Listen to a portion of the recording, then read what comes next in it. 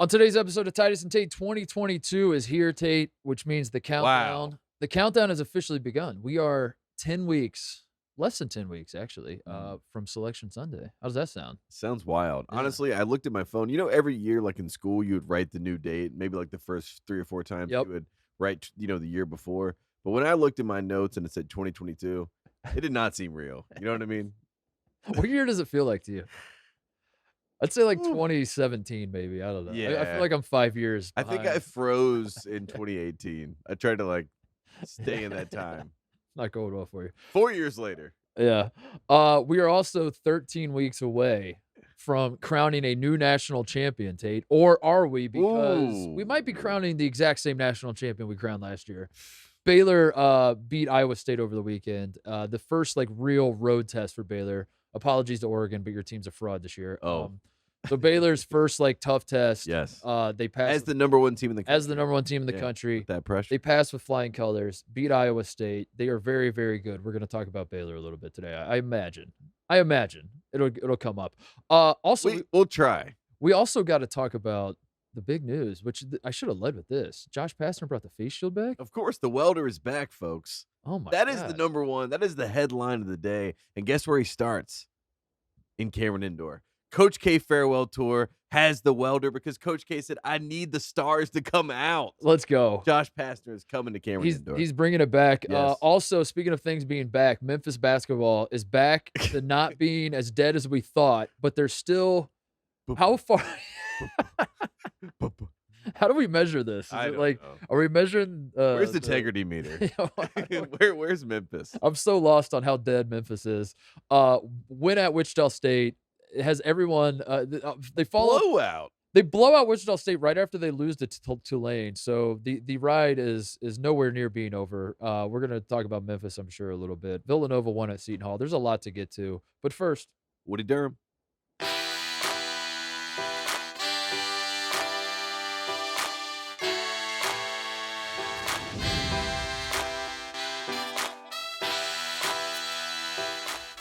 all right.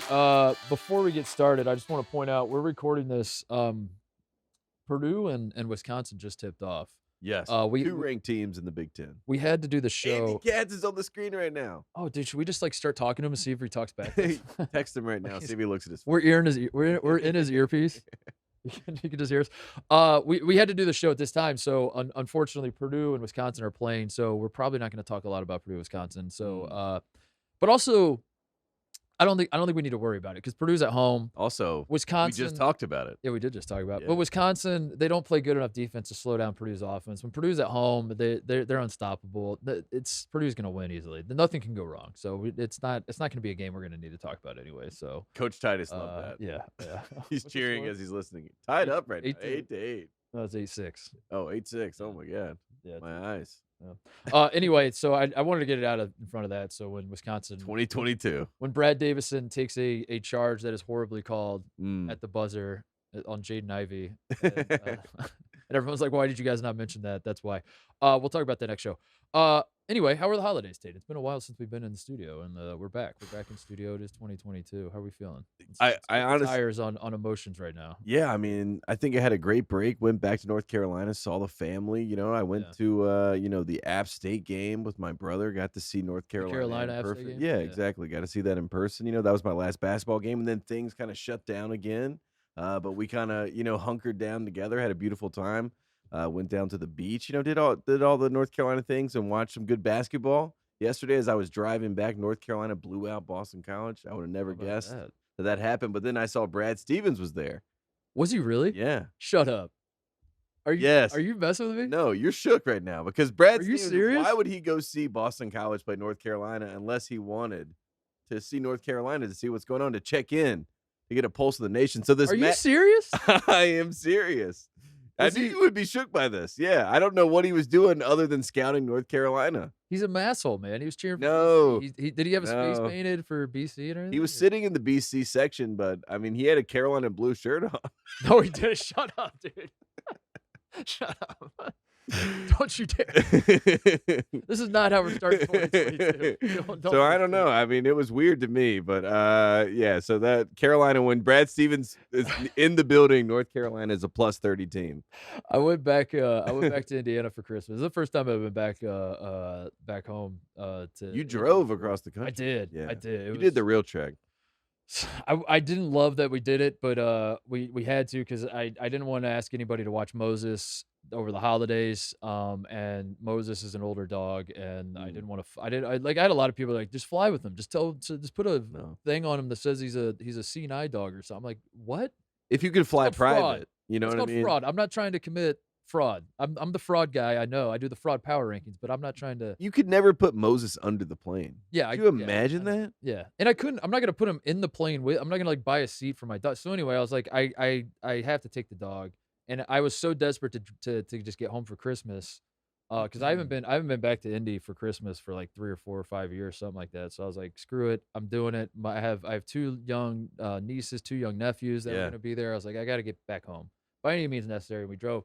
But the whole point of bringing that up was you bringing up Brad Stevens is I had my moments as I was driving around Indy because when you're coming into Brownsburg where I'm from and you're coming from the west, you're on 70 there and there's the exit for Greencastle and you see the signs for DePaul University where Brad went, and then you're going into Brownsburg and there's signs for Zionsville, which is up the way, which is where Brad from. And I had the moment where I was like Macho Man Randy Savage, you know, the meme of Macho Man just looking off into the distance. I was that was me. I was just like sitting on my front porch, just staring into the direction of Zionsville, and then turning to Greencastle, and I'm just like, this hurts. This hurt. And then we sit down, and the first thing you say to me is Brad Stevens is Thinking about going North to Carolina.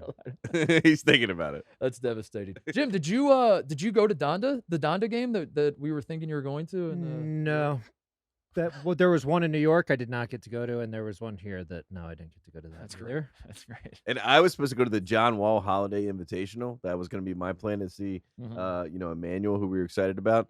Didn't go because of COVID, and there was a fight that broke out. So I would have been really? there. Yeah, it was a huge fight. They had to close, shut. That would have been cool. I would have been there. That one actually existed, as opposed to the ones I was trying to go to that weren't. They played. I mean, I guess they fought, but they played a little bit.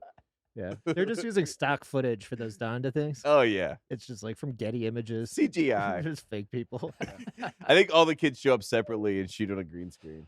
Oh man, we are the hardest working show in show business. We still did shows almost, over the break. We wanted to go. Wasn't that crazy? This was the first year that we just did regular shows during we Christmas. just kept because it was during the weekend. It's the thought that counts. Yeah, you thought about going. You thought about going to. Yeah. No, we acknowledge it. We speak your name. Yeah, Donda Academy. We speak your name. I want to. So let's talk about Baylor because Baylor beat Iowa State. I think that was the game of the weekend, and maybe I kind of want to go on a rant about this game before we talk about what actually happened in this game because I could not believe. I was like dumbfounded that this game happened on New Year's Day, Tate. Yeah, I it saw wasn't it a coming. primetime slot. I saw it coming. Like I saw the schedule. Like okay, Baylor Iowa State. That's gonna happen in like 3 days. It made sense to me that they were playing it on a Saturday. It all checked out. And then I woke up on January 1 and I turned my TV to football because it's January 1. It is literally as is tradition. The most if you're picking one day of the calendar that is college football day every single year, no matter what. Like, I mean, obviously there are certain Saturdays, but like those Saturdays change. The one day that never changes is January 1st. That's college football bowl day. We know this. And for whatever reason, number 1 Baylor is playing on the road at Hilton Coliseum against number, what were they, 7, 8? 11. 8 Iowa or 11. State, number 8 Iowa State. I've never been to Hilton Coliseum, by the way. I have heard great things. I've heard it is an insane place to play. It is insane for a big game. I don't know what the bathrooms are like. I would love to check them out someday, but I've heard it's a great arena. So Ames, Iowa, great place. You have the number 1 team in the country going Hometown into of Harrison Barnes. This hostile environment that you can feel through the TV as you're watching this game, and it is on ESPNU, Tate. It is on the exact same day. I mean, just saying. No, I mean, it was ridiculous. It was ridiculous. It was on ESPNU. The halftime show was a filmed segment that they showed twice. They didn't even talk about the game because it was just like, all right, buying and selling. Amani Bates, what are we doing, fellas? And then it's like, oh, buying. And you're like, why am I watching this for a top 10 matchup? 2 undefeated teams playing. Yes. So I first of all, I understand why ESPN put it on ESPNU because it's bowl season. You have all these other games going on that people care about more. I was just like pulling my hair out because why is this game going on January 1st up against all these games? And you know what really like set me off? I got fired up You're about set this. off. Villanova Seton Hall, the other great game from the weekend that I had circled to watch, was at the exact same time, Tate. Yes. The exact same time. So you had to make a choice. I mean, I So flicked back and forth. even if you wanted to watch college basketball over college football, which is already a massive ask of people who are college sports fans. Yeah. No, this is the day that people were tweeting college football greater than college basketball. This is when college basketball is taking, hit after hit. Hit after hit after hit. And you hurt yourself by throwing your number one team out there and you're letting people ignore them On ESPNU? on ESPNU. What the hell is going on at the exact same time? And it dawned on me that this is not an original idea, but it's an idea that I would like to throw my weight behind, that we need a college basketball czar. We need the guy that's like, this is a bad idea, that looks at the schedule and is like, we have 2 good games this weekend.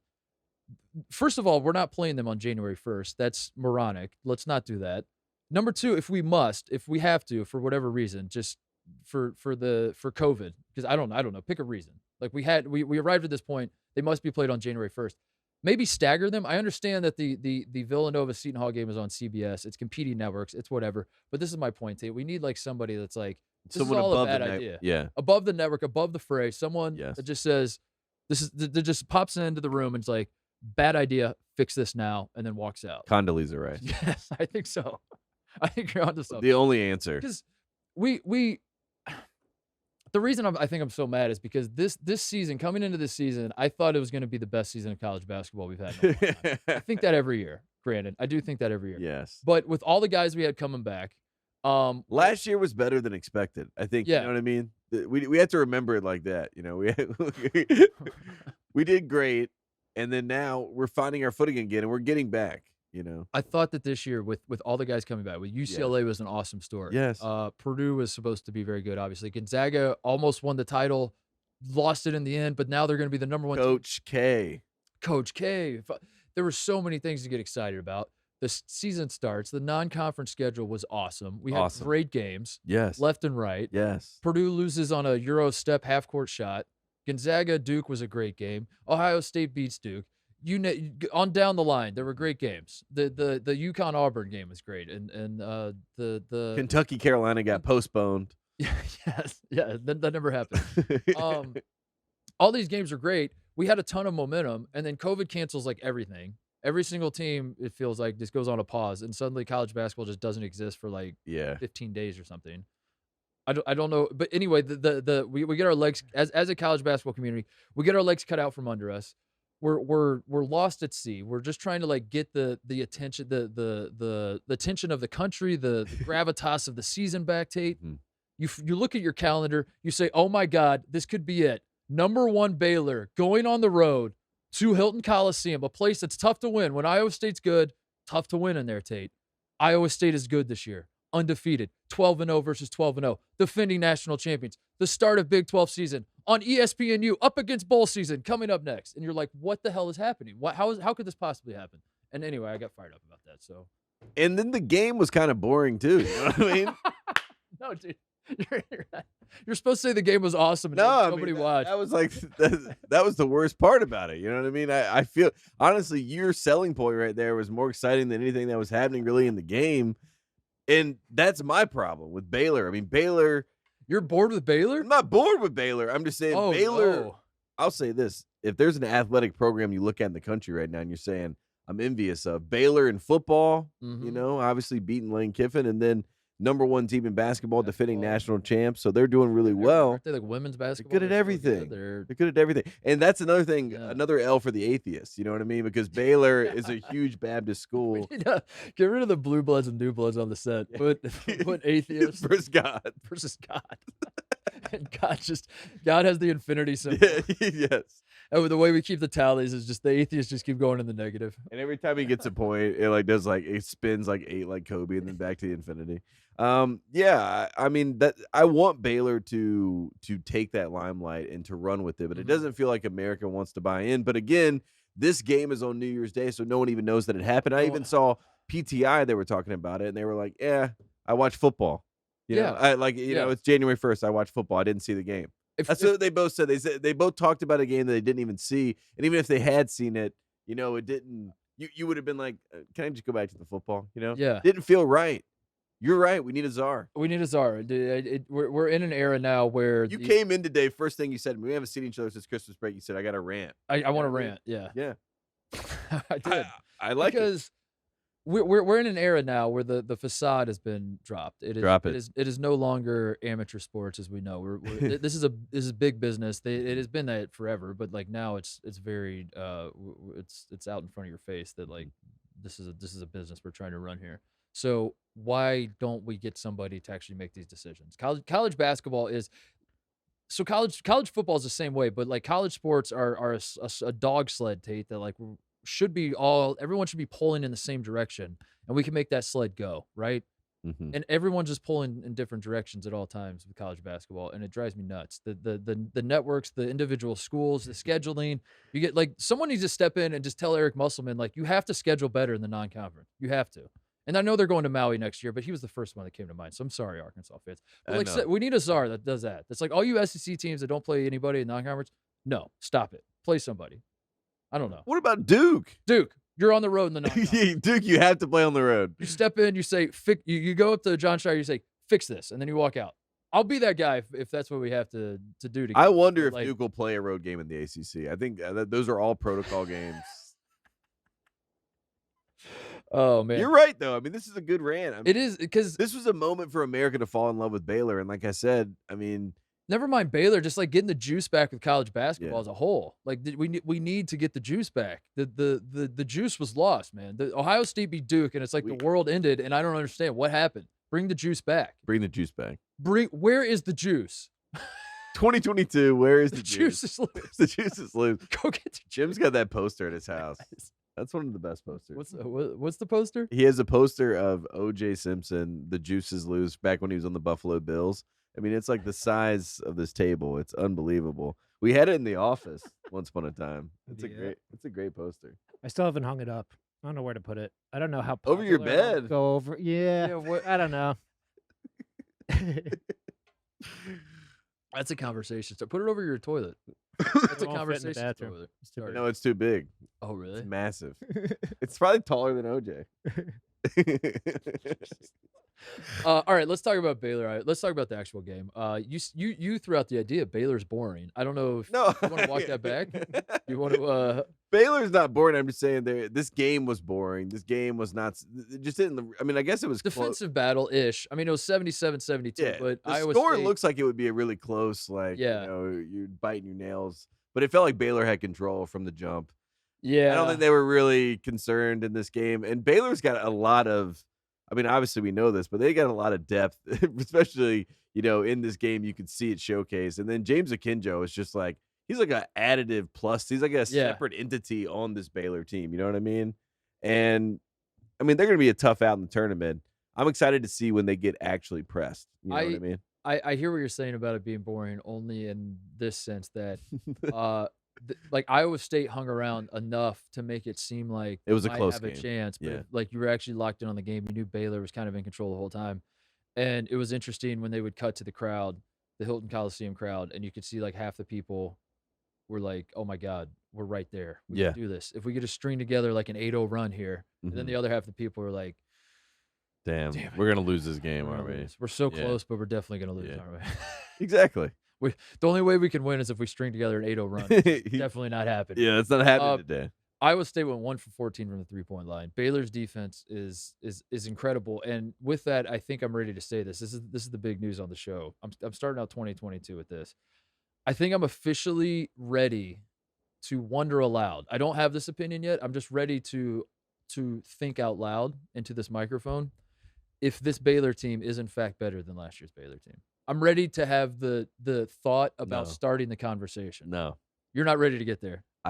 They're not. They're definitely better defensively. They're better. They might be better defensively, but I don't even think I'd say that. They are better defensively. Those 3 guards they had last year. I know. Well, they don't have anything. Well, this is why it's interesting. It's because it feels so dirty when you say it, doesn't it? Yeah, feels wrong. Come get dirty with me. I'm ready to get dirty, dude. I can't say that. Baylor, they this year they just like I think last year's guards obviously are better. Of course. That's not debatable. The guard they had last year, the Butler, Teague, Mitchell are better than Akinjo and Flagler and Cryer. Like those dudes are good.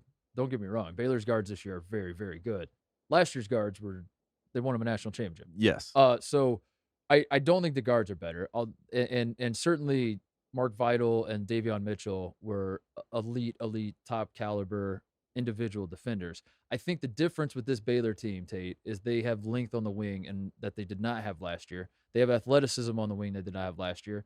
Flo Thamba has gotten so much better. He's got a better interior presence defensively. But the freshmen Sohan and Kendall Brown, with Matthew Meyer getting more minutes, those dudes are all like 6'7", 6'8", 6'9". They didn't have those guys. Like Meyer came off the bench a little bit, but they had like all the smaller guards, and then they'd have like Chamwa Chachua and Flo Thamba, but they didn't have like the intermediate dudes with the long wingspans that were out there just disrupting everything. They have 3 of those guys this year, and I think they're better defensively because of it. That's where I'm at, and they're not better offensively. The guard play is not going to be quite as good because like how could it be? Can't be. But I think I'm ready to wonder aloud if maybe it's time to potentially start to have the conversation of maybe potentially someday this Baylor team having a chance at one day possibly being better than last year's. Your thoughts? Well, I mean, I'm interested, obviously, when Baylor goes to Kansas. That'll be a game that I think will be a real test for them. They play Alabama at Alabama, or maybe it's a neutral site game, but that's January 29th. So that'll be interesting. Is that the SEC Big 12? Yeah, exactly. That's like the midseason challenge. Depends on what. That's away. That's at Alabama. It's at Alabama. That's depends on what Alabama team shows up, I guess. But good Alabama will show up. That's what I'm looking forward to, though. You know what I mean? Yeah. Like that's why this game to me was just kind of like meh, because it didn't feel like we got to see them press a little bit. And I want to see what this team. They could go back to back, and it'd be a totally different team, which would be wild. And I think that would speak even more to Scott Drew being a good coach. You know what I mean? Like this is a confirmed, stamped, not even a question mark anymore. We have to talk about Scott Drew being coach of the year. We have to talk about this Baylor team in general because are they a dynasty? That's the next question. Dude, if Scott Drew winning the national championship wasn't enough for you to definitively think he was a good coach, I think the fact that we're kind of bored with them, or like the fact that they went on the road against a 12-0 team that was ranked 8th in the country. I think it's going to be a long run of Baylor basketball too. I mean, I think like settle in, strap in. You know, like Scott Drew's going to be around, and Baylor basketball is going to be around, and that new arena they're trying to recreate a Cameron indoor atmosphere. You know what I mean? And like I said before, God is on their side. I mean, good luck. I mean that's a great point. I mean, Penny's shaking about this. You know what I mean? He's like, how do I get in on that? How do I get there? But Scott Drew's legit, man. I mean, this is the conversation we should be having, but they're just kind of, they're just there. I mean, it was the lead up to the season kind of hinted at not.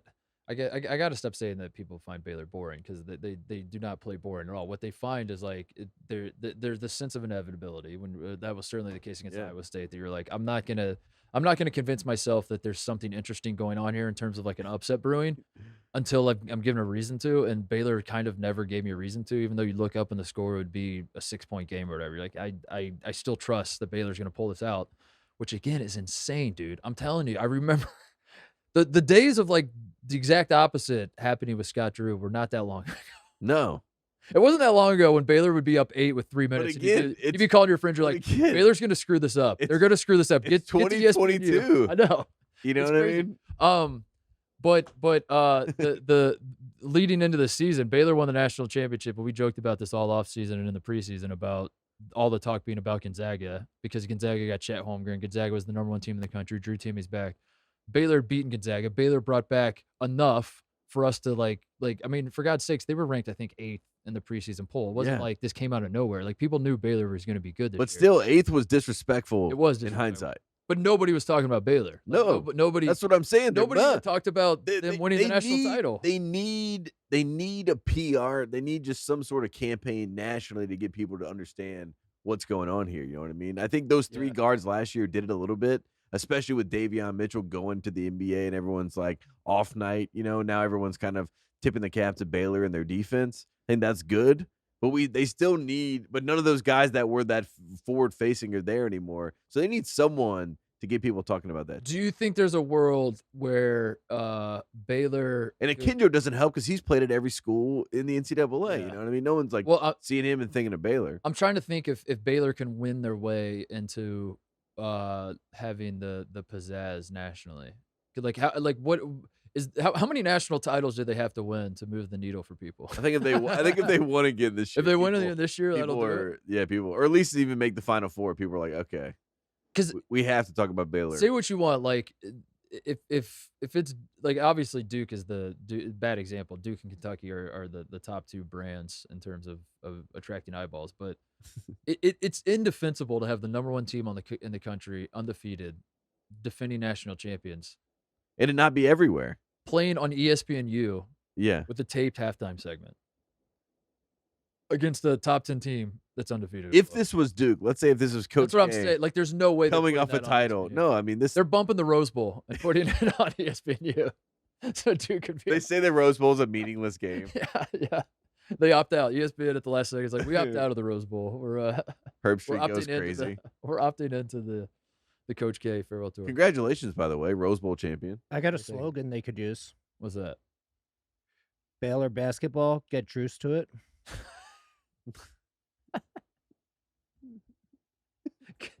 They need something. No, I know they need something. A gimmick. Yeah. They need like Uncle Drew, you know what I mean? They need Scott Drew to like do like a Uncle Drew like type situation where he's schooling kids, you know what I mean? Like he's really good at basketball himself. And he creates like a caricature. Only plays away games. Yeah. I think he only plays away games. I think you might be onto something. I think it starts with Scott Drew. I think Scott Drew is a little too we need to know more other than goody God. two shoes. Like, Pickleball and God. That's all we have. Legally change his name. He should legally change more badass. Yeah. Maybe just Scotty Youngblood. That's a good one. Scotty Youngblood. Scotty Youngblood. Coach Youngblood's he's a son of a man. Yeah, we got to do something. We got to extreme makeover coach edition with Scott Drew. I think you're right. I think it starts at the top. I think Scott Drew has trickled down his boringness through the program. Where like, I mean, we I don't know. Baylor fans don't care. They're winning. That's awesome. Of course. We're just trying to figure. It's like it's so confounding that I'm saying, how do they get more of America to watch and care and to be invested with them? Right. And not say, I don't care. It must be a bad year if Baylor's winning or something. You know what I mean? Like, we don't want those kind of comments. It's not even, we want them to buy in and say, wow, I got to watch Baylor. They're amazing. The Big 12 is the best conference in college basketball, too. Now you're saying it. But it's so weird because it's not like Baylor's playing in a conference. And and they have Kansas. It doesn't make any sense. They have a blue blood. It doesn't make any sense. They need to strengthen the rivalry with Kansas. I think so. I mean? Well, it starts with Scott Drew. He's got to talk. Yeah. You got to talk. He's got to say. Like, you can't sit here and praise people. That's not what. No, false. Stop saying nice things to people. Be a dick. That's what we need. And it's honestly. And then be a dick like behind closed doors even, and like get some rumors floating and get some stir up some. And then like get in front of cameras like Bruce Pearl and say character counts. And then like we got to like decide which guy is this guy and like and we remember what he did to Mark Few. He got close to him. Yes. He little fingered him. He got close to him. Wait a second. Well, you know what I mean? If you watch Game of Thrones, you know what I mean? Did what? He got close to this man. He played pickleball with him. He learned the secrets. He made him feel like he was obviously going to beat his team. And then he just he sandbagged him basically.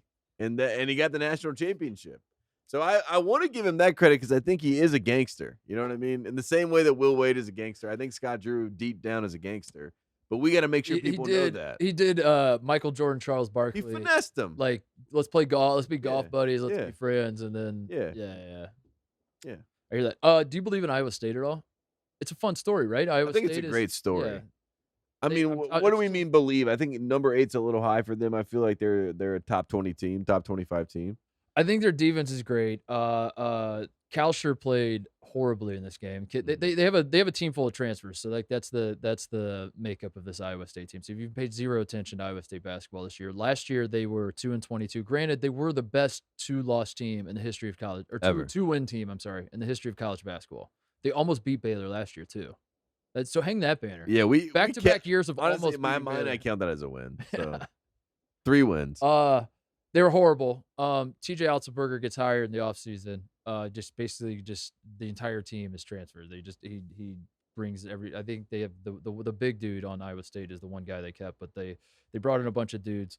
Brockington from Penn State and Kalsher from Minnesota are the two that stood out to me because I'm a Big Ten guy. But I don't know. They play great defense. I think like they're obviously a good team. I felt like number 8 was a little high. I think like it was like inertia from beating Memphis when we thought Memphis was good. Plus, we love the story. And plus the story is great because it's a very fast turnaround. But I just wanted to point out that the reason I brought up the transfers thing was this turnaround wasn't with the same group of guys. So if you're someone that's like, wait a second, how'd they get so good so fast? is Otzelberger a magician? It's like kind of, but also it's a totally different team. Yeah. They are wearing the same jerseys. Yeah, now. but they rehauled the entire team. I think they play great defense. The offense leaves me wanting more often than not. I'll put it that way. I'll say it nicely. Like their offense can be abysmal at times. And 1 for 14 from the 3-point line. And I mean, Kalsher had 6 turnovers, and I it's think, not a bad loss, he for got out, them. yeah. You know what I mean? When you look back on it, you've announced your. It's a moral victory for sure. Like you've announced, like we can compete with the best team in Yes. the country. We've announced that in back-to-back years we almost beat Baylor, and we're here and we're back. And I do think Iowa State basketball is quote unquote back to whatever, or like not the era, the Steve Prohm era of going 2-22 is behind us, and we don't have like the dark days are behind us. Yeah. I think you can at least say that if you're an Iowa State fan. Do I think Iowa State is a Final Four contender? Do I believe in them in that capacity? Probably not. Maybe Sweet 16. Yeah. I'll give them that. Yeah. They could go to Sweet 16. That'd be a fun year. Yeah. They're not a Final Four contender. I don't think we have to take them. I don't think so either. Title contender. But I think you're right. I mean, the fun attitude should be excitement because we got this thing turned around. You know what I mean? At some capacity. So that was the big news on Saturday, alongside Jay Wright getting a win that they really needed badly. You know what I mean? With Villanova. Can we talk about that game? Yeah, can we talk about that? Please. Because this was happening at the exact same time. So if you were watching the 3,000 college football games that were being played, that all of America was tuned into and talking about. And if you were the one person that was like, you know what, I'm gonna zag while everyone else is zigging, and I'm gonna watch basketball instead, and you were watching the Baylor Iowa State game, you may have missed that Villanova won on the road at Seton Hall because it was happening at literally the exact same time. I'm so mad about this. Yeah, you're rightfully. Was it the Ocho? It was ESPNU too. No, Bono was. it was just on the app. You had to go to the app. You had to subscribe.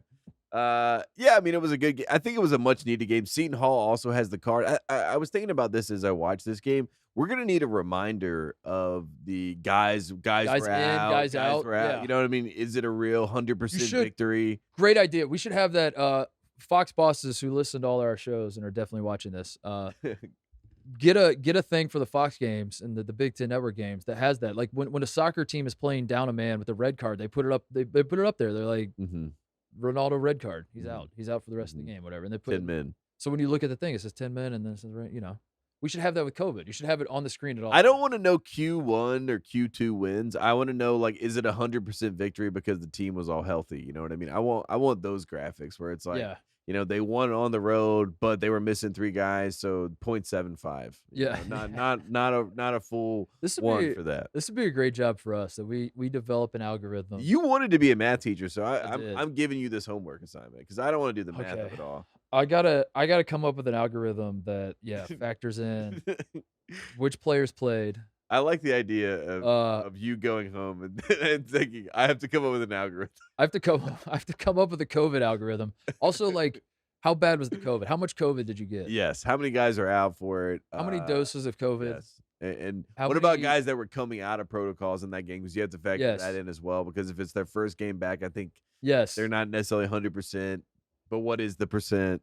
Dude, we need an algorithm for this. We need an algorithm. What are the mandates at the arenas you're playing at? Like, because I think if you're playing in an arena where everyone's wearing masks, they're not as loud.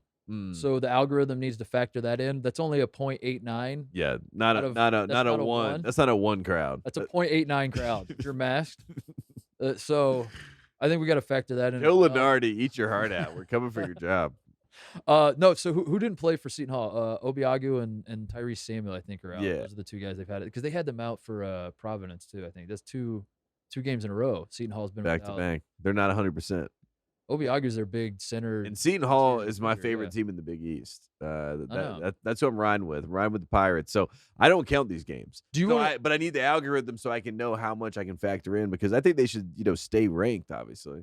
I'll say this: the algorithm has already figured this out. Now, this is a rough cut of my algorithm, but I've already come to this conclusion. This is a reverse engineering algorithm where I develop a conclusion and then I build an algorithm that build back. supports the conclusion. You build back Yes. better this way. You understand what I'm saying? So here's the conclusion I'm going to work off of, and then we're going to build the algorithm out that reaches this conclusion. The conclusion is this: on behalf of Seton Hall, and having to play these first two games without their best interior defender, I am, and you're in a position, as you said, Seton Hall is your favorite team in the Big East. You're in a position with Villanova having a down year that maybe this could be the year Seton Hall wins the Big East. I have decided that I am officially going to declare this the Big East race a Mickey Mouse situation. This year's Big East race, already 2 games in, it's already a Mickey Mouse situation. I just have to build the algorithm to prove it. But it is. It is. But Seton Hall came into Big East play thinking we're going to win the Big East. They might We be have the a best good team enough in the to win Big East. Yeah. And you start in the 0-2 hole because you don't have But players. now, we'll never know. It wasn't just, by the way, this is another thing the algorithm will take into effect. It wasn't just that they didn't have these 2 guys. My understanding is they've had 8 guys for like 2 weeks that can even practice. That's what I'm saying. They can't even do 5-on-5 Factor practice. it in to the algorithm. Factor it in. Who is this team? What does it matter? I mean, they're not even playing Seton Hall. When Seton Hall is back, Yeah. then I can judge Seton Hall. You know Mhm. what I mean? Right now, this is a hodgepodge of a team. This isn't even So yeah. it's quality, but on the flip side, quality win for Villanova. Huge Villanova win, now- beats the number 15 team in the country. This is why we need the algorithm, because Villanova, I believe, did not have Caleb Daniels in this game. Exactly, and so COVID. so then they So- get boost for the win because I wanted to work both ways in the algorithm. I want Villanova to get the bump from beating the number 15 team, Right. because they were also shorthanded. But then I also want Seton Hall to get a pass. So I don't know how I this got my all. hands full. Yeah, I know. I got to figure this out. You got to work on it. This is gonna be But tough. my big takeaway from this game: Jay Wright and Villanova, they feel like they're back. Seton Hall, they're okay. They're just not here right now. They're just not here. They'll be back. When they come back, When they come back, I'll let you know. Seton Hall ran to get milk at the gas station. And just wait till they get back. They're going to be back any day now. Yeah.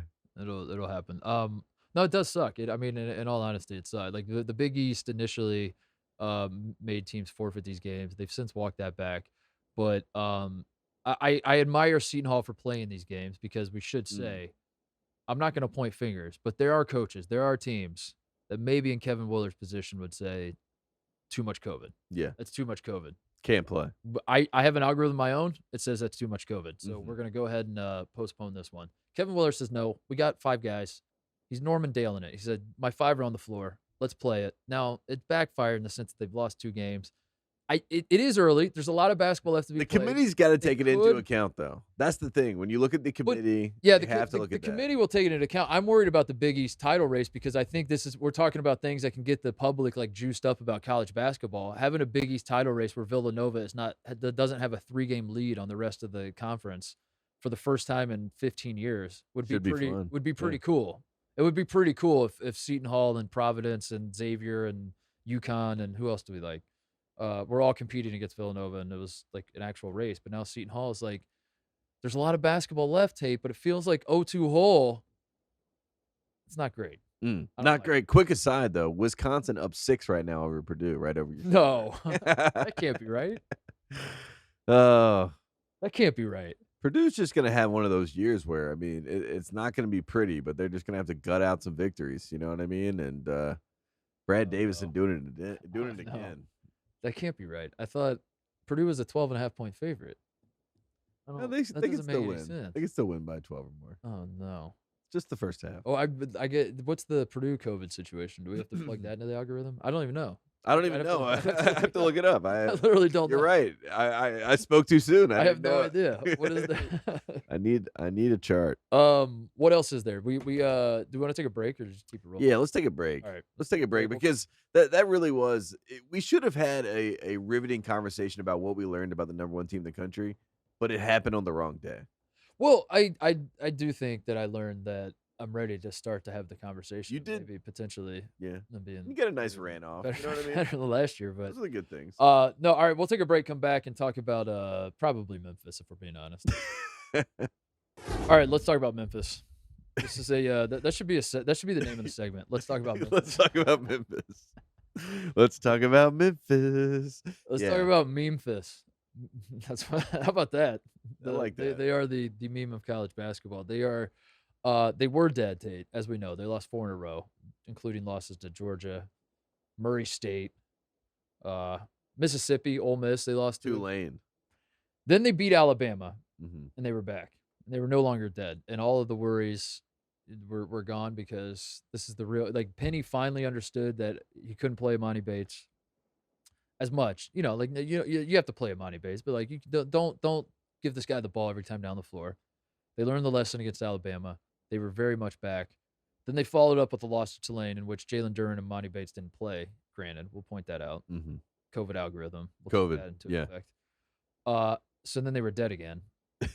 But then on New Year's Day, they go to Wichita. Which also hurts that they did this on New Year's Day because Right. America would have fallen in love with this team if they did this on January 3rd. They won at Wichita State on Saturday by 18 points. It is the worst home loss for the Wichita State Shockers since 2001 when they were coached by Mark Turgeon. So there you go. Purgatory. Comes full circle. Biggest blowout in Wichita State basketball history, or big. I don't know. What I just said, whatever I just said, I was just gonna say again, but like try to really add an emphasis on it. Blowout. So Memphis is back now. That's what we're learning. Do you where do you stand? How dead, undead do you think Memphis basketball? The big story here is that Amani Bates again was not a part of this. He didn't blowout. play. He didn't play against Wichita State. Because when you say this, you assume, oh my God, well, Amani's healthy. You said Penny figured it out. He's got a finger injury. That's like an infected finger, is what they're calling little it. finger. I think he's got a little finger injury. I think it might be his. Got Drew came up to him and little fingered him. But Jalen Duren is really the guy. I mean, him and DeAndre Williams, those two guys really are the Memphis Tigers when they're Memphis State, really. You know, Memphis State is good. Memphis is not very good. When Memphis State is playing, it's those two guys. I think Memphis State. I love this two different teams. Yeah, clarifying the difference between the two because Memphis State is blue collar. Yeah. Memphis State is here to beat your ass. Memphis State interior, yes, dirty, do the little stuff, elbow you, all that. Memphis is like AAU. I'll see you in the green room on draft night. I'm getting my 20 shots. Yeah. Penny's just like he just wants to recruit kids that can get him into the green room so he can like show up on television on draft night. They're Showtime. Yes. But they're not a great show. That's actually a terrible show. But for some reason, like it's still in the air, so we have to watch. I think Memphis. You pointed out DeAndre Williams and who'd you say Jalen Duren. The big dudes. They're great for Memphis, obviously. The problem with Memphis moving forward, and I think the big question mark will be for the rest of the season and why they're going to be up, down, and all around is point guard play. Alex Lomax didn't play in this game either against Wichita State. Alex Lomax is a guy that is not the answer. Let me just put it that way. Like I think all my focus when I watch Memphis has been on Amani Bates because I'm just like, what's happening here? His story is just so fascinating to me. But Amani has played point guard at times, as we've talked about. I don't know how much we talked about on the show, but we certainly have talked about it off air a lot. In part because Alex Lomax is like not. I don't know how to say it delicately. He's not the answer at point guard. Yeah. But I don't know who is the answer at point guard. Yeah, their point guard is the point guard for USC right now, Boogie Ellis. That's really it. That's really who they need on this team, and he's not there. And I mean, I think Amani Bates having the ball, I think that was an experiment. You know, he's used to having the ball because he's an AAU kid. But yeah, he's not the answer right now. I tried to talk myself into Tyler Harris, the kid that was at Memphis, went to Iowa State, and then is now back at Memphis. He played 16 minutes. In this I try to talk myself into him, but then I always realize I'm only talking myself into him because he's not Amani Bates or Alex Lomax. So I just, he it's like the adage of like the most popular guy on campus is the backup quarterback or whatever. Yeah. That's how I feel about him. It's just like the only reason I'm interested in him running point is because he's the backup. But the moment he's like actually running the point, I'm like, all right, this guy's not the answer either. So I don't know what they're going to do about that. I don't know how important that's going to be, but that's definitely a situation we will be monitoring. Is Landers Nolly the guy? You I don't want love him, like, Landers running- Nolly. He's not a point guard. He's a but, like, two-guard. Maybe he has to be. I don't know. Maybe just late in games, because I mean, the real holdup. I mean, I think you tweeted this, or I saw you tweet this. I don't know. I mean, time kind of was warped over the Christmas break, but you said this feels like an 11 seed in the tournament that we Oh yeah, I did say this. Memphis, that you get excited, yeah, that yeah, you buy in, and you trick yourself into thinking I they did can make say a that. Final Four run, but then they lose to an A-10 team. Yes, That the way that they don't they're gonna lose, sneak into the NCAA tournament. Yeah. They're gonna be an 11 seed. I'm gonna talk myself into them Mhm. doing the UCLA run that UCLA did last year. Yes. Except this time way- Memphis is gonna lose in the play-in. The way that they don't lose in Dayton is if Landers Nolly or someone can just like be a late guard, understanding the situation late in the game and being able to kind of operate things. Yeah. And I mean, Penny is a point guard. I mean, that is his MO. That's why he gets mad when people say he's not a good coach. He's like, I was the coach. I was the coach on the court. I'm Plays the his, point he guard. plays his highlight tapes. Yeah, he's like, look at this. Look at me being the remember point the, guard. remember the thing you said us before the season where Penny had Amani Bates and Jalen Duren on either side of him. And then the Yes. question was like, how are people wrong about you? And his immediate answer wasn't he his like immediate answer was like, I was a 7-time All-Star. I was Yeah. Not being the greatest NBA point guard of all time. yeah, yeah. It's like I really was the greatest. He was like, people forget I was the greatest point guard of all And he time. talked for like 20 minutes. Nothing to do with the team. And then he pivoted. He's like, and as for a coach, like I'm a pretty good coach too. And Yeah. I was like, And he was like, and as a coach, I was the point guard. Show my highlight tape again. Lil Penny, get him in there. Yeah. oh my god. I mean, Memphis is fun. They're interesting. I hope that they are in the equation during March, because I think it's better for Dude. us. I think it's better for college basketball to have them around, because the casual fan, when you tell them about Memphis, because a lot of them don't know, when you give them the whole backdrop and you say the next LeBron James is on this team, but he's also not playing. You have another 5-star kid that Who's also the next LeBron? who's the next. We have the next three He's next the next Kevin Durant. Yeah, I thought he was college basketball's Kevin Durant. Yeah, yeah. I mean, so you just sell that, and then you throw in Rasheed and Larry Brown and Penny, and that's TV that we want to Does see. Memphis move the needle right now on what's today? We're recording this on the 3rd. On January 3rd, 2022. Do the Memphis Tigers, Memphis State Tigers, move the needle nationally Yes, more than the Baylor Bears? yes, that's what I mean. That's so sad. It's stupid. We got to figure this out. But this is where we need we're- the Czar. Where's the Czar? No, Get but the Czar in here it's to figure this out. WWE. You know what I mean? You can't, even if you have the better. There might be a better wrestler over here, but there's a better wrestler over here. You know what I mean? Baylor's wrestling. What the hell is? I need that quote. Put that on a quote card.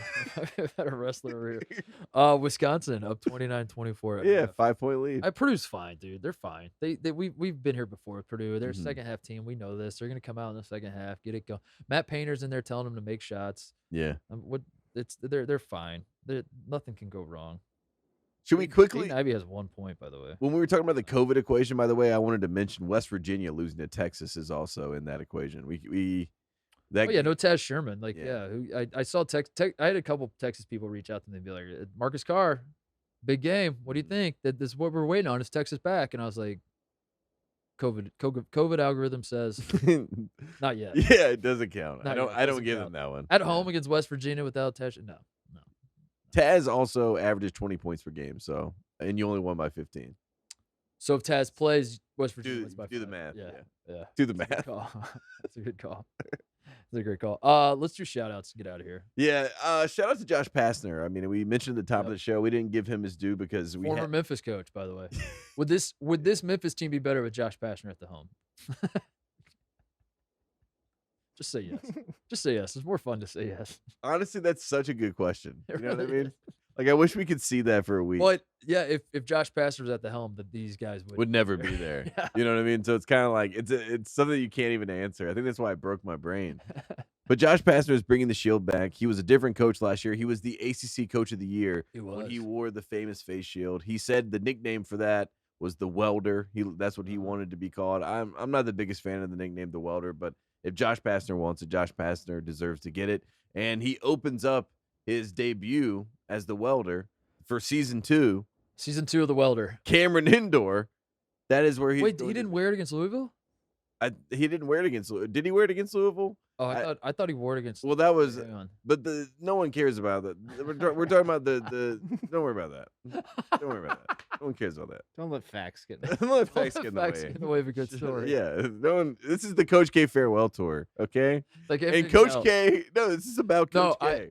I have that. Josh Pastner is coming here to pay homage to Coach K, and he's bringing out the shield. I have your out. The only games that count are the ones when a ranked team is playing, because it's on when you pull up your app and you're checking the games that are being played. 25. Yeah, if it's not a top 25 game, so him playing at Duke is the first game for real. Yeah, The welder is back against Coach K. yeah. The he- welder how versus they the will- elder. That's how they will write it in that's history. that's new Pastner. But look, it's not even down. See, he Yeah. doesn't have the face. And he doesn't, dude. He doesn't have the hair either. That was part of it too. He looked like a mad scientist. He had like the fro popping Yes. out and the sideburns. You look like your biology teacher in 10th grade. You're like, Yeah. this guy's a maniac. Yeah. But he's coming back, and he's coming to Cameron Indoor, and Coach K is going to be locked in. And Duke, everyone on their team, Coach K said had COVID. Literally, he was like he said it ran. Everyone? He said it ran through our whole team. So Did they have like a chicken pox party like my parents did with me and my brother, where it was like one person mean, got it and they were I- just like throw us all together. I think K throws pool parties, so I think they probably were all swimming together. By the way, about that next college basketball czar, Yeah. you know who's going to be free next year? Coach K. Coach K. Start Oh. KZAR. He's, Czar. oh my god. Yep. Yes. It's like I would love, watch dude. again. I would love for that position to be an elected position too. I like You it. know, like we can all vote on it. I like like elected. Roy Williams and Coach Yeah. K. Roy Williams versus Coach K. Oh Let's, yeah, it's a landslide. let's do it. You know who'd be good? You know who'd be a good college basketball player? Penny. Brad Stevens. Dude, Brad Stevens is gonna be the Carolina coach. I can't believe that. I was shocked. I thought he was a Duke guy, and then I was like, "Oh my God, Brad!" I had no idea. You I had still such don't know if you're respect. messing with me. I mean, I'm Jim, shocked. did he text you that like I have no idea if this is real or not. Did he text you like watch what I'm gonna do? I'm gonna come into the show and No, talk about I this at the BC. I just was shocked. I was like, why else would he be at a BC game? And then I realized, oh, that's right, Brad Stevens. He's just checking out to see, what the talent is. Just trying to see what's going on. A lot of people pointing out that Caleb Love, was from St. Louis. Jason Tatum may have wanted him to go check out Caleb Love, but who is the best pro? It's Caleb Love. Mhm. Who's the guy that like Brad would be scouting? It's Caleb Love, I right? don't think it was a guy. I think it was the program. Okay. Brady Manick, do you think? Do you think Yeah. Brad is like is I like this man that Larry too. Bird? He's like, we gotta get a bird. He's like, I love Larry Bird growing up. I'm at the Celtics now. I gotta get the next. Yeah, Larry he's like, I love this guy, Brady Manick. Well, Brady had a good game too. Dawson Garcia got hurt. I mean, Carolina blew out Boston College. You should have a. You should. Who cares? Boston. I know they might be the worst team I've ever seen Who in cares? Division One. You should have though, because I don't want Brady Manick to leave. I don't want him to ever leave. There should be like a franchise tag for. I don't know how franchise tags work in professional sports, but Yeah, in my mind, I don't it's want like, I don't want Brady Manick to be like in Lithuania playing. You know what I mean? Like, just let him stay at Carolina Yeah. forever. nice. I You agree. get one guy that you get to pick that gets to stay forever. You Forever. franchise tag him. forever. I like That's that it. lifetime contract. Yeah, and the only way, and then if he wins the national championship, he has to leave. That's it. That's his way out. Like he's in prison. He really is a good Carolina He has guy. to. I Yeah. mean, I'm enjoying it. I mean, he wears a Bass Pro Shops hat everywhere. You know what I mean? It's like a funny change of pace. And obviously, Carolina Blue and Indiana State, I mean, they're similar blues, Yeah. so it does work out really well. We have our own Larry Bird.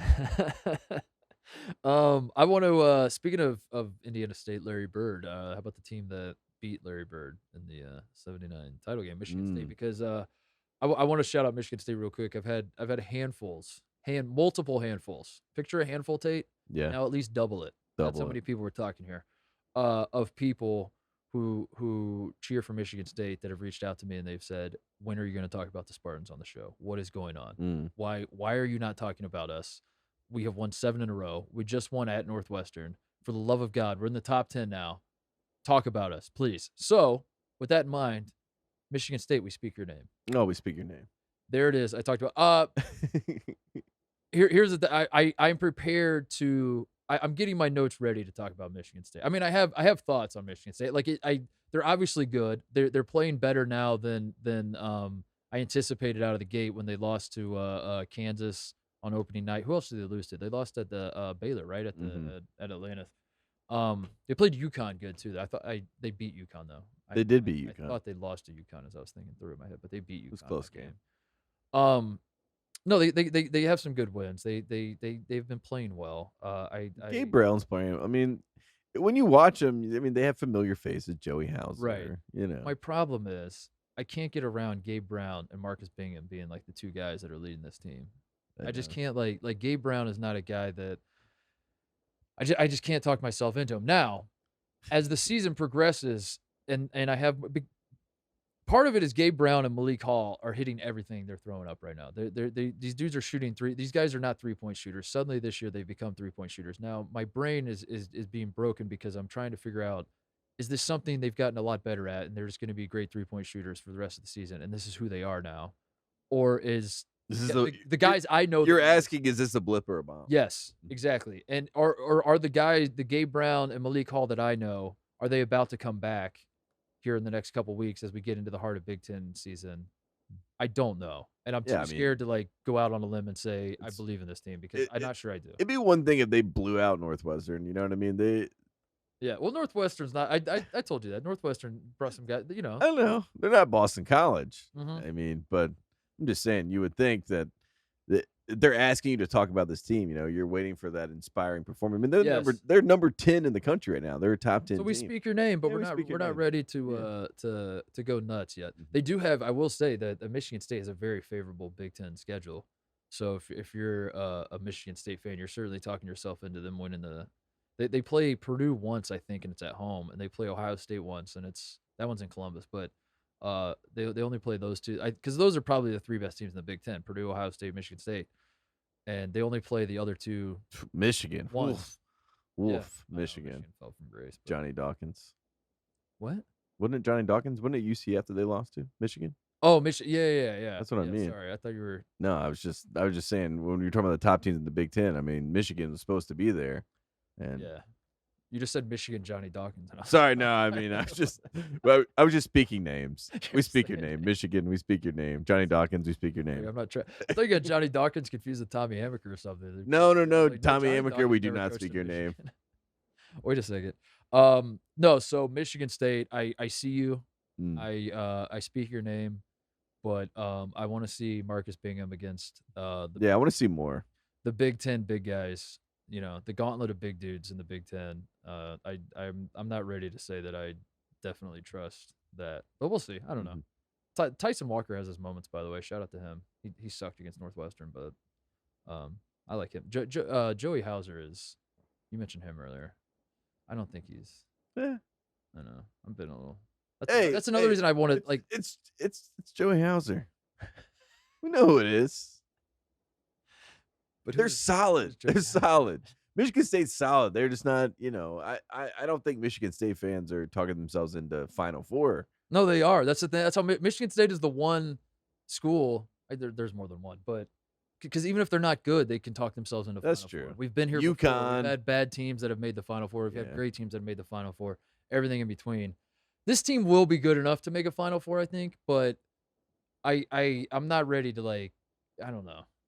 I just can't get there yet. Yeah. So I speak your name. I see it. I'm not saying you're bad. I'm just saying like I need to see a little more. We need to see more. I don't know if it's a blip or a bomb yet, and I need to see more. So that's my analysis right now. But I wanted to shout them out nonetheless. Here's a bomb. Shout out to Tubby Smith because Tubby Smith came back to Lexington, Kentucky, and rewrote history. I mean, an unbelievable moment for him.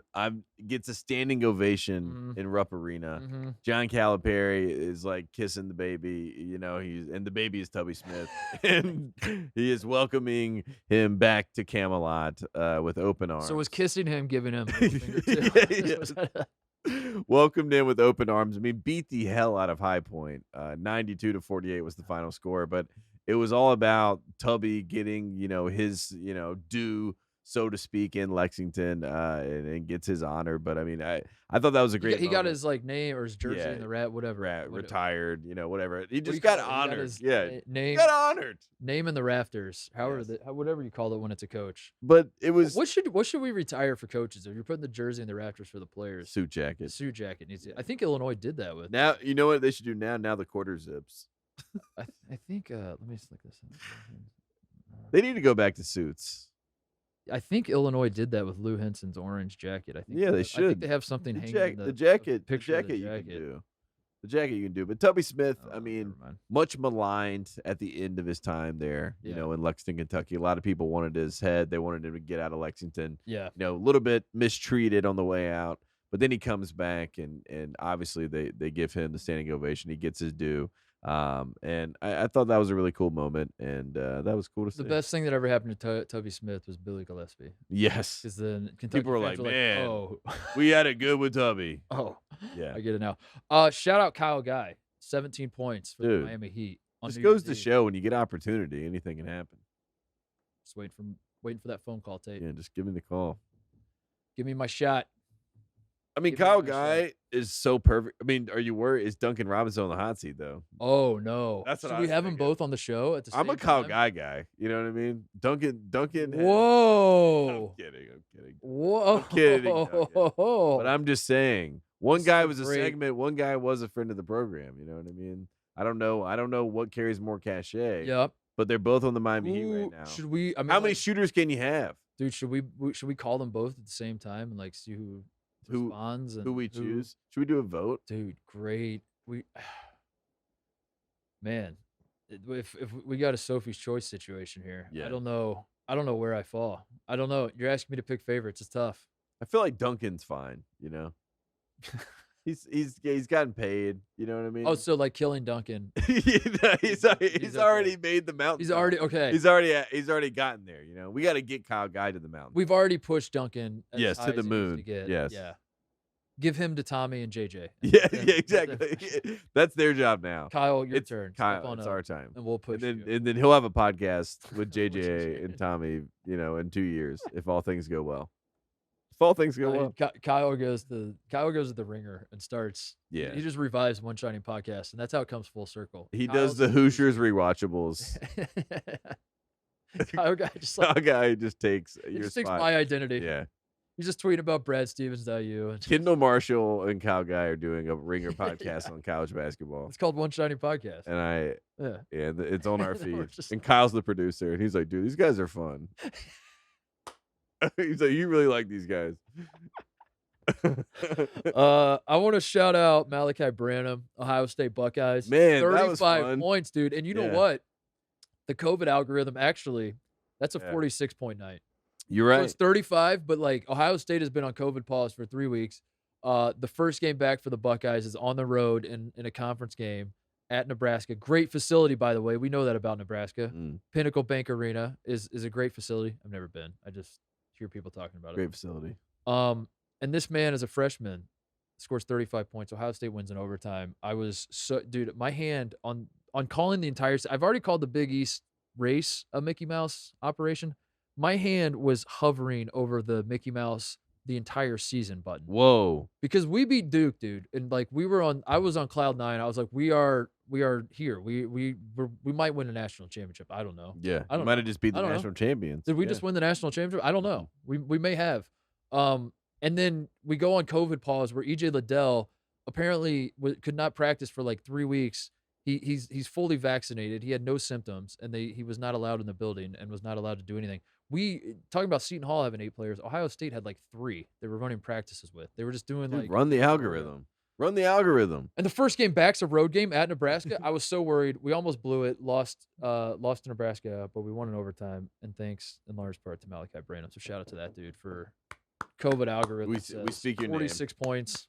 He only scored 35, but the algorithm says it was 40. And Michi Johnson, after this game, tweeted his top 3 players of all time, which, he had Michael Jordan at number 3 behind LeBron James and misspelled Michael Jordan just to troll me. So shout out to all the Ohio State people. You win. You got me.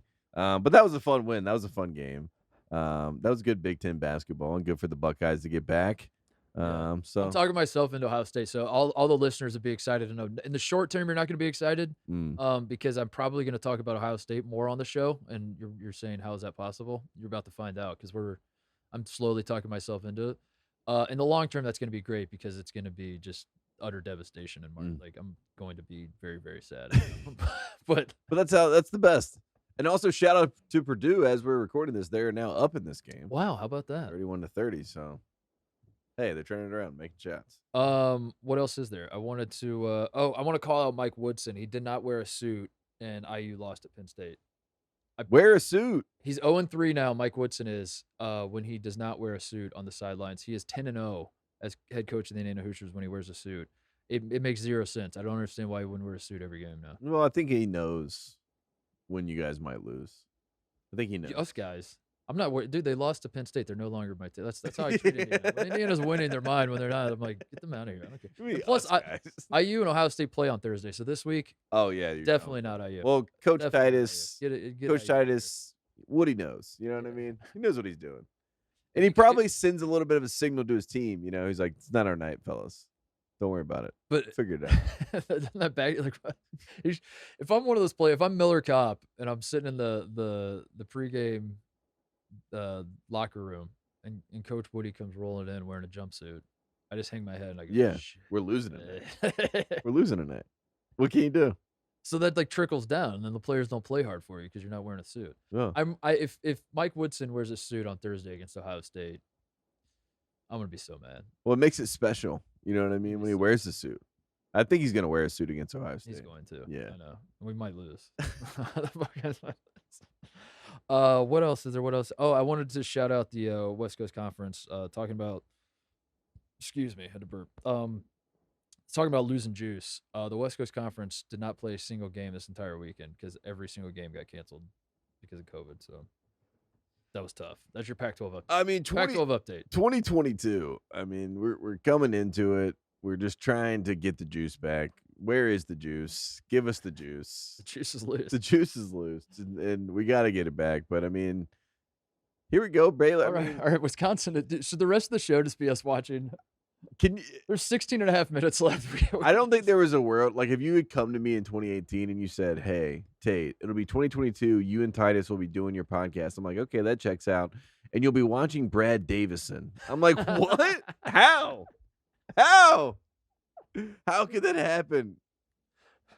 What stream of How? a rock How? of a rock professional basketball How are we could watching? that- What How could that happen?" if you had to pick a country that Brad Davison plays professionally in, what's the funniest outcome? Ooh, man. I mean, funniest. Does Ooh. Canada have a pro team? No. He seems like he's Canadian because he's like from Minnesota and went to Wisconsin. That seems like he would have a stat if Canada has a pro league and he plays for like the Winnipeg team, he's getting a statue. China is the funniest. China is because great. if he becomes like a star, you know what I mean? Like if like people are taking charges like Brad Davison in the streets in China and like he's selling shoes and he's like a national icon. That is awesome. Like that would be crazy. That would be good TV. I mean, the real funniest, if we're being honest with ourselves, is America. He plays for the Indiana Pacers. That's the real Dude, the funny. Knicks. It's him and TJ McConnell play for him and TJ McConnell take charges and just chest bump each other after every charge and the Trash Brothers. They just the garbage, dude. They just get the garbage plays. It's Trash Brothers. It's like the only team that can stop Clay and Steph are the Trash Brothers. They let them get away with anything. and every the Pacers lead the NBA in standing ovations because every time Brad's on the floor, the Pacers fans are losing it. Oh, my man. god, I love it. Do you have anything else? No, honestly, all I can think about is Brad Davison taking charges in the NBA. That's great. I want to wrap up on a serious note and shout out the communities of Superior and Louisville, Oh, yes. Colorado. Mhm. Pronounced Louisville, not Louisville. Yes. They're not spelled the exact same way, but it is pronounced. I'm convinced that Louisville. places do this to like mark the outsiders. You know what That's I a mean? good point, Because yeah. like when people come there, like in our town, we have what looks like it would be Kerr, but it's Carr Lake. You know? And Yeah. so people come and they're outsiders and they say, "What's going on in Kerr Lake?" You're like, "Where are you from?" Yeah. You know? Yeah. So I think it's fun. Indiana, I think we've talked about this before because I remember bringing that up to you about Indiana has like 1,000 places like this. Mm, Milan's one of them. The town that won that inspired Hoosiers. yes. It's spelled like Milan. Should be Milan, but Yeah, Milan. it's called Milan. It's the same thing. I think Like it's my land, but without the D. Yeah. Yeah. Milan. It's funny. Anyway, But back to serious note. yeah, Superior and Louisville, Colorado. If you saw the news, there were devastating wildfires that like Crazy. they destroyed 1,000 homes. blew through that community and it all happened in the snap of a finger.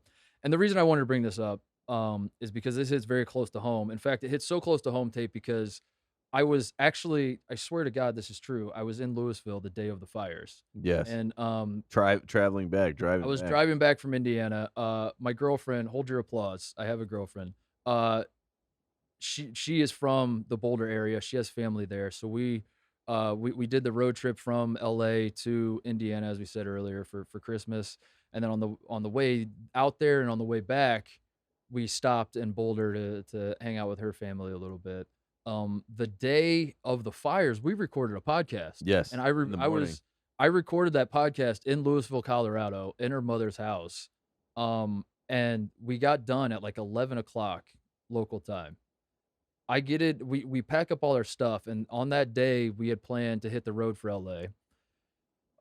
We pack up all our stuff. We get in the car. We leave about 11:30. We're driving down 36, which is like the U.S. road that runs through town, splits Superior and Louisville a little bit. We're driving down 36. It is a very windy day. We all throughout that day, my girlfriend had gone to a handful of places to run errands while we were doing the show. One of which was the Costco that burned down to the ground. One of which was the Target that burned to the ground. And then she comes back and I was like, "How were your errands?" And we were talking about how the show went, whatever. She says, "It's really windy outside." And I was like, "Oh wow, that's an oddity." And then what the one of the neighbor guys, as we were outside, pointed out that the wind is going to blow all the trash. It was trash day. That's why I made a mental note of it. I was like, "It's trash day, windy day, never go well together." Mm-hmm. Never good at content because the trash just starts blowing everywhere. Yeah. So he makes a joke about how it's so windy and the trash is going to blow all over the yards, whatever. I point that out to say we then get in the car, we leave at about 11:30, and we're driving down the road, and she turns to me and she's like, "Look how windy it is. You can see all that dust blowing up in the air." And I look over and there's just like this big cloud of dust that I found out in like 20 minutes later was smoke, that there was a fire like 3 miles that way, that the wind then picked up and started blowing everywhere. And we're like, I've already told you guys this story off air, but I am on like the last plane out of Saigon, it feels like, because like as we drive down 36, we end up getting on 70. We're going up through the mountains on the west side of Denver through like the Vale area and all that. And she's on her phone just like following, because like all this, like her friends are texting her like, are you hearing about these fires? Now the fires are like, it's still like a contained sort of thing. It's smaller or whatever, but like news is getting out that there's like a fire. There's a lot of smoke in the town or whatever. She's calling her brother, calling her mom, all this sort. You guys know about these fires. They don't know anything about it. Anyway, long story short, they evacuate, the family gets out and everyone's safe and sound. Their initial report was that I think everyone is accounted for, but now they're saying they're missing, I think like 3 people in the community that have not been accounted for, which is brutal. But I wanted to point that out because I don't know. It was like a surreal moment for me to sorry, I left out the ending of the story. Her brother lost his home. Yeah. That's what I was saying. There's a GoFundMe, right? Yeah. She started GoFundMe, which like that's not the point of bringing it. If you would like to help out, his name is Clayton Porter. His wife's name Heidi. I think you can go search it on GoFundMe, and if you want to help out, do that. But I just I don't know. I donated anonymously because I had the whole Larry David moment where I was like, I donated, but then I was like, I don't know if I want my name to be on this donation. But yeah, me too. you did? Yeah. I saw one anonymous donated $1,000. So thank you, Tate. That was very Yeah, nice. that was me. That was me. No, it was just like a weird I don't know. It was a weird No, moment. I mean it's surreal. I mean, I saw it on the news, and then you were like, "That was literally where I just was," and then it's one of those things where it's real when it's close like that, and I mean, Yeah. obviously in Allison and all the family, for that to be that close, I mean that's insane. And It was insane. Yeah. So yeah, her brother lost his entire house in the snap of a finger. Her best friend's family lost their entire house. As I said, there are many the pictures are insane. Yeah. They are like the whole neighborhood's just completely wiped out. It was the worst fire in Colorado history, they said. So anyway, that was I just wanted to, I don't know what I was trying to accomplish with that, I guess. I don't know. If you're so inclined and you do want to help out a close family friend. Yeah, we did do the GoFundMe. They think they're going to be made whole with insurance, but right now they have like here's the bitch of it all is her brother had just finished a renovation. Literally, when we were driving out to Indiana, we stopped in Boulder to the Boulder area to see them, and we were like, we knew he was renovating his house. We're like, can we come check it out? Yeah. He goes, no, it's not done. I want to wait till it's done. So we go to Indiana for Christmas. We're then driving back, and on Wednesday, the day before the fire, I shit you not, this is too perfect for you to think it's real, but I swear to God it's true. On Wednesday, he texts us that morning. He's like, the renovation's done. While you guys are in town, you should come over. That was Wednesday. Thursday morning is the fire. His house is completely gone. And so he pumped like all the money he has into like renovating his house.